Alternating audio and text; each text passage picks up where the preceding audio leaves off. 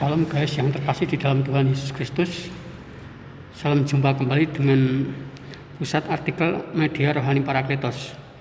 Kali ini pembacaan artikel rohani dengan judul Prakemerdekaan Part 1. Kemerdekaan itu harus diperjuangkan.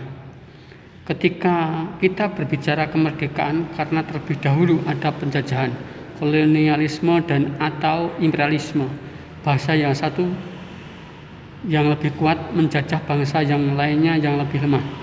Demikian pula dengan bangsa Indonesia atau Nusantara ini juga pernah dijajah oleh bangsa asing. Bahkan bangsa Indonesia dijajah bangsa asing sejak Nusantara masih berbentuk kerajaan-kerajaan di setiap daerah dan kepulauan. Bangsa mana saja yang pernah menjajah Indonesia? Era kolonial Portugis dan dari tahun 1509 sampai tahun 1602 dimulai dengan menguasai Selat Malaka dan berhasil pada tanggal 10 Agustus 1511 dengan pimpinan Alfonso Albuquerque. Selanjutnya ke Ternate dan ke Madura yang menonjol dalam mengadakan perlawanan terhadap Portugis adalah Fathahillah dari Demak yang berhasil merebut Sunda Kelapa dan dari tangan Portugis. Penjajahan Portugis berakhir pada tahun 1602. Selanjutnya pasar rempah-rempah dikuasai oleh VOC. Apa itu VOC? VOC adalah kongsi dagang atau perusahaan Hindia Timur Belanda yang didirikan pada tahun 1602 tanggal 20 Maret, yaitu persekutuan dagang asal Belanda yang memiliki perdagangan di Asia. Disebut Hindia Timur karena ada pula yang merupakan perusahaan dagang untuk kawasan Hindia Barat. Perusahaan itu dianggap sebagai perusahaan multinasional pertama di dunia yang mengeluarkan sistem pembagian saham.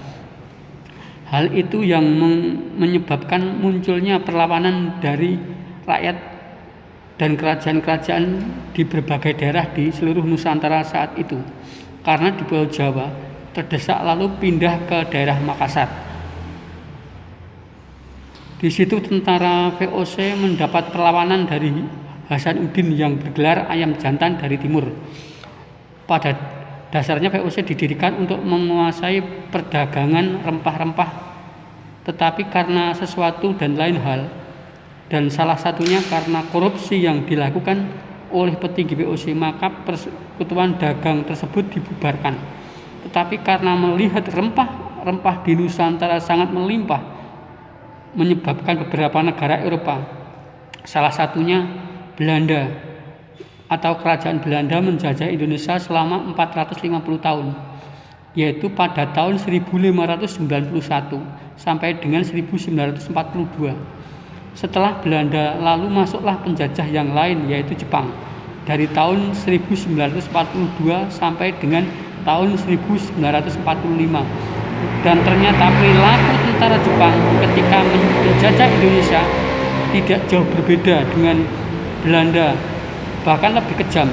Perjuangan menuju kemerdekaan Indonesia sampai dengan terbentuknya BPUPKI oleh Jepang.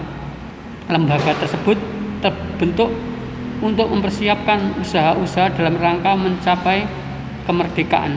Namun tidak berlaku lama badan tersebut diganti PPKI, Panitia Persiapan Kemerdekaan Indonesia, sebagai tindak lanjut dari lembaga sebelumnya untuk satu tujuan, yaitu kemerdekaan Indonesia.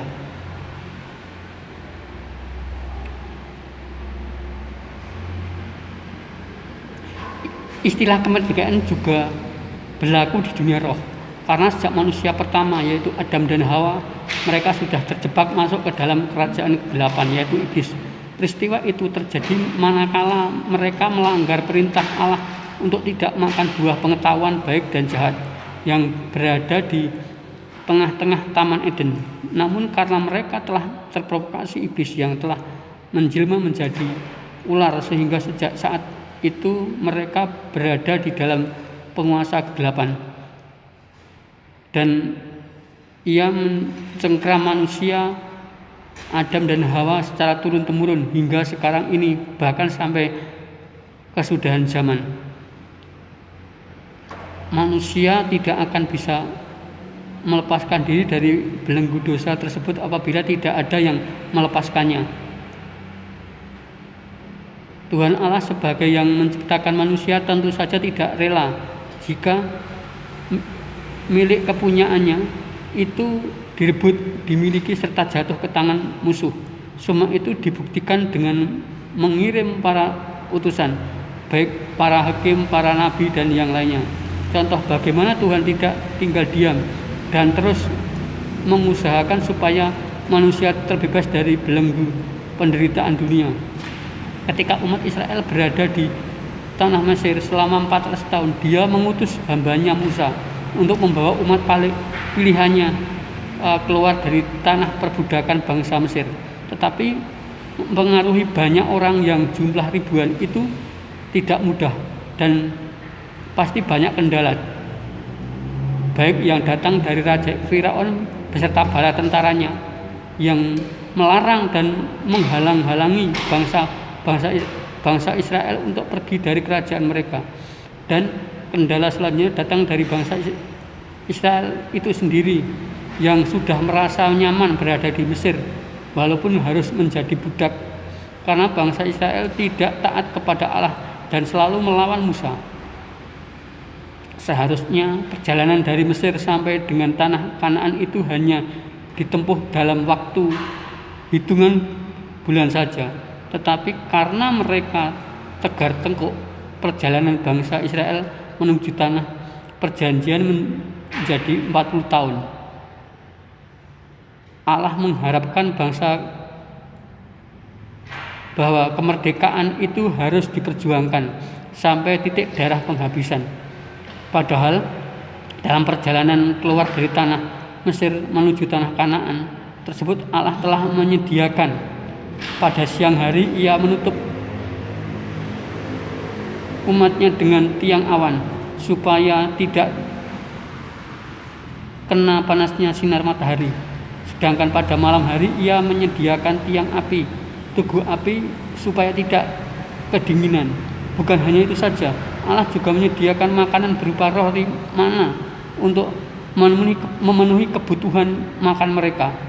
Tetapi mereka terus mengeluh dan terus protes menuntut ini dan itu kepada Musa. Bahkan ada sebagian yang ngajak kembali ke tanah Mesir. Itulah alasan mengapa Allah menjadikan lamanya perjalanan dari tanah Mesir ke tanah Kanaan menjadi 40 tahun.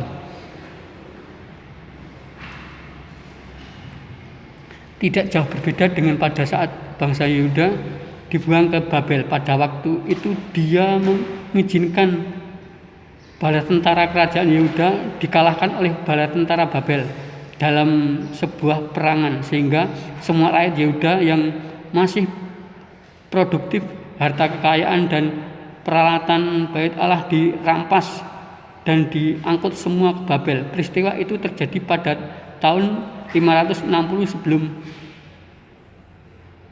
Masehi. Selanjutnya karena Babel dikalahkan dalam sebuah peperangan oleh kerajaan Persia yang dipimpin oleh Raja Kores dan menguasainya menjadi kerajaan jajahan, maka secara otomatis semua bekas jajahan Babel termasuk Yehuda menjadi kerajaan jajahan Persia. Pada saat yang sama Allah mengutus Ezra untuk menjadikan bangsa Yehuda bertobat, dan kekalahan kerajaan Babel dan kerajaan Persia itu bersamaan dengan 70 tahun kerajaan Yehuda di bawah kekuasaan kerajaan Babel. Dan saat itu pula Allah menggerakkan Raja Kores membiarkan kerajaan Yehuda untuk kembali ke negerinya dan membawa pulang semua yang dirampas oleh Raja Nebukadnezar II sebelumnya, khususnya peralatan yang ada di bait Allah, dan semuanya hal di atas itu telah digambarkan dan dicerahkan dalam sebuah tulisan Alkitab oleh Ezra utusan Tuhan Allah tersebut.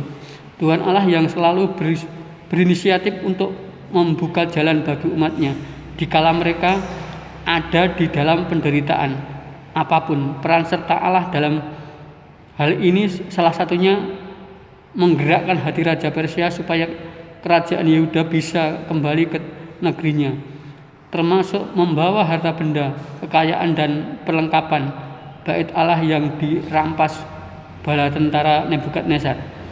Bahwa terbebasnya kerajaan Yehuda dari kerajaan Babel adalah berkat dan kasih karunia Tuhan Allah bagi umatnya. Ia menghendaki umatnya selalu patuh dan taat kepada Dia, sehingga kemerdekaan yang telah diberikan kepada mereka tetap lestari. Penjajahan yang selalu mengintai akan dihapuskan oleh kuasa Tuhan. Oleh karena itu, untuk menjaga kemerdekaan itu perlu perjuangan dan diperjuangkan dengan kuasa kebenaran firman Allah serta penyertaan Roh Kudus pasti dimampukan.